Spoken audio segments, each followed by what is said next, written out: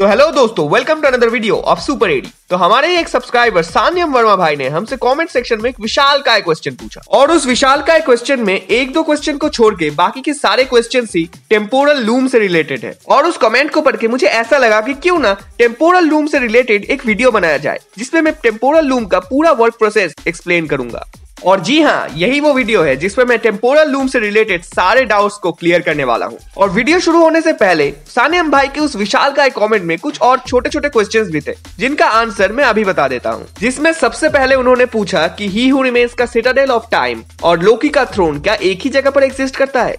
तो इस क्वेश्चन का सीधा आंसर होता है हाँ, सिटाडेल ऑफ टाइम और लोकी का थ्रोन एक ही जगह पर एग्जिस्ट करता है। और लोकी सीजन 2 में जब रवोना रेनस्लेयर और miss minute Citadel of time में जाती है तब वहां पे जाके हमें दिखता है कि सिटाडेल ऑफ टाइम ऑलरेडी तबाह होना शुरू हो चुका है और वहां पे हमें ही हू रिमेन्स का डेड बॉडी भी दिखता है। और लोकी सीजन 2 के अंत होते होते सिटाडेल ऑफ टाइम पूरा का पूरा तबाह हो चुका होता है और वहां पे सिर्फ होता है कैंग का थ्रोन जहां पे जाके लोकी बैठता है और मल्टीवर्सल ट्री यग्रसील बनाता है। और दूसरा क्वेश्चन है कि सिटाडेल ऑफ टाइम और कैंग का काउंसिल क्या एक ही रियलिटी के दो अलग जगह पर एग्जिस्ट करते हैं। तो पहले तुम एक बात समझने की कोशिश करो कि लोकी का जो यग्रसील ट्री है उनका एक एक ब्रांच एक एक यूनिवर्स को रिप्रेजेंट करता है और उसी यूनिवर्स के अंदर टाइम और स्पेस एग्जिस्ट करता है। तो अगर तुम उस टाइम और स्पेस के बाहर निकल जाओ तो लॉजिकली तुम्हें कुछ भी नहीं मिलना चाहिए, बट क्योंकि ये फिक्शन है तो इसी वजह से तुम्हें यहाँ पे दो ऐसी जगह मिलती हैं जहाँ पर लोकी और कैंग काउंसिल एग्जिस्ट करता है। तो एक हद तक तुम इससे कभी भी रियलिटी नहीं कह सकते, इसको तुम एक आयाम कह सकते हो। वैसे ही जैसे वॉचर एक अलग डिमेंशन से सारे मल्टीवर्स को वॉच करता है, वैसे ही लोकी और ये जो कैंग का काउंसिल है वो भी एक अलग डिमेंशन में एग्जिस्ट करता है।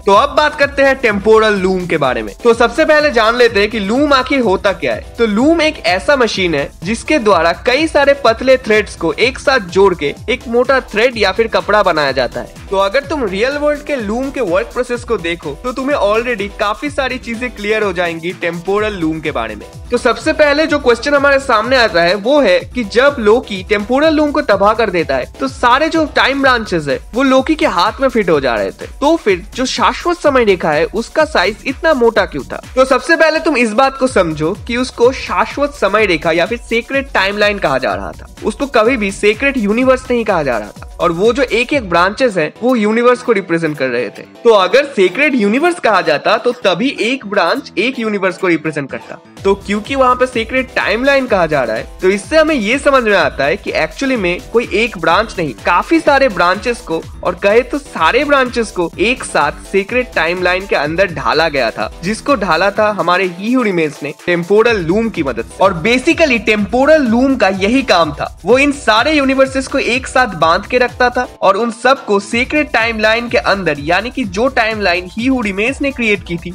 उस टाइमलाइन के अंदर बांध के रखता था। तो अब तुम्हें ये लग रहा होगा कि अगर सच्ची में बहुत सारे यूनिवर्स टेम्पोरल लूम के अंदर ऑलरेडी एग्जिस्ट कर रहे थे तो फिर ही हू रिमेन्स ने ऐसा क्यों कहा कि टेम्पोरल लूम का मेन काम है एक्स्ट्रा ब्रांचेस को डिलीट करना। तो जो टेम्पोरल लूम है वो सिर्फ कुछ यूनिवर्सेस को ही एक साथ रखने में केपेबल है, वो इनफाइनाइट यूनिवर्सेस को एक साथ रखने के लिए कभी भी केपेबल नहीं था। इसी वजह से उन गिने हुए यूनिवर्सेस को छोड़ के और जो भी यूनिवर्स उस टेम्पोरल लूम के अंदर जाने की कोशिश करता, टेम्पोरल लूम उस यूनिवर्स को डिलीट कर देता। और अगर तुम्हें ये लग रहा है कि टेम्पोरल लूम के अंदर जो सीक्रेट टाइमलाइन है वो टाइमलाइन सारे यूनिवर्सेस के लिए सेम है, तो ये तुम्हारी गलतफहमी है। तो अगर तुम ठीक से नोटिस करोगे तो तुम्हें ये पता चलेगा कि सारे यूनिवर्सेस के अलग अलग टाइमलाइंस एग्जिस्ट कर रहे हैं, बट ये सारे के सारे टाइमलाइंस एक्चुअली में कैंग ने ऑलरेडी सेट करके रखे हैं। इसी वजह से इन सारे टाइमलाइन को ही एक साथ सीक्रेट टाइमलाइन कहा जा रहा है। तो अगर तुम सीक्रेट टाइमलाइन का जो वर्किंग प्रोसेस है उस पे नोटिस करो तो तुम्हें ये पता चलेगा कि सीक्रेट टाइमलाइन एक निर्दिष्ट प्लान के अनुसार चल रहा है और अगर कोई इंसान इस सीक्रेट टाइमलाइन को ब्रेक कर दे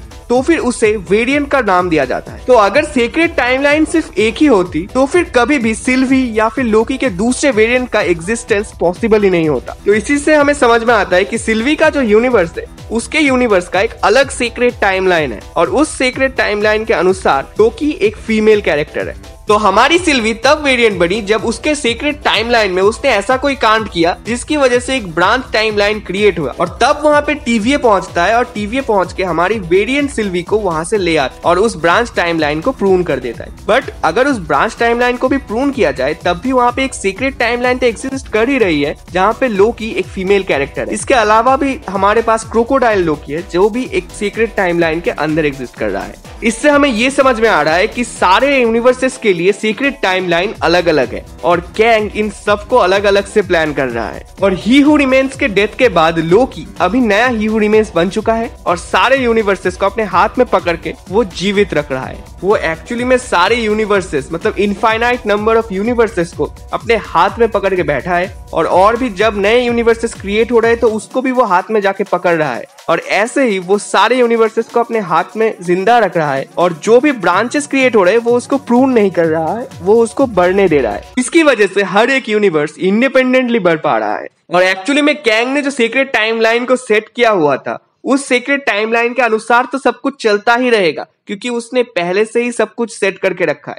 बट उसके अलावा भी जो वेरिएंट्स क्रिएट हो रहे थे उस सीक्रेट टाइमलाइन में उन सारे वेरिएंट्स को भी लोकी यहाँ पे प्रून या फिर खत्म नहीं कर रहा, वो सब भी अपनी जिंदगी को आराम से जी पा रहे हैं। तो अगर शॉर्ट में कहे तो टेम्पोरल लूम का मेन काम ही था कुछ डेफिनाइट नंबर्स ऑफ यूनिवर्सेस को एक साथ जोड़ के उनको सीक्रेट टाइमलाइन के अंदर ढालना और इन्हीं कुछ गिने चुने यूनिवर्सेस के अलावा और कोई भी यूनिवर्स अगर एग्जिस्टेंस में आए तो उनको डिलीट कर देना।